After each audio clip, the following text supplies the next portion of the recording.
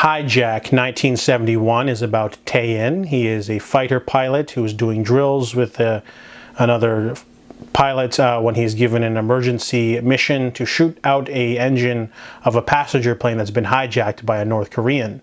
The North Korean wants to send the plane into North Korea so they can have bartering chips, and Tae-in, however, knows who the pilot is and he won't shoot out the engine in the film's opening, which leads to his dismissal.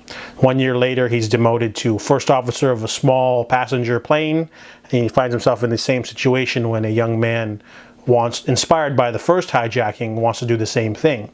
If he can force the entire plane to go to North Korea, he will be given some reward money. That's what they're advertising, and Tae-in now finds himself on the opposite side of that sort of situation. So this movie is pretty suspenseful. I really enjoyed the set design, the 70s sort of period piece, how different airplanes were back then. There's a lot of interesting side characters and the crew members and the civilians in there. They really round out the cast. There's a lot of melodrama going on in the third act of this film, though. Tae-in's a very reactive character because he just sort of has to sit there and fly the plane no matter what, so he can't really do anything to cause much decision.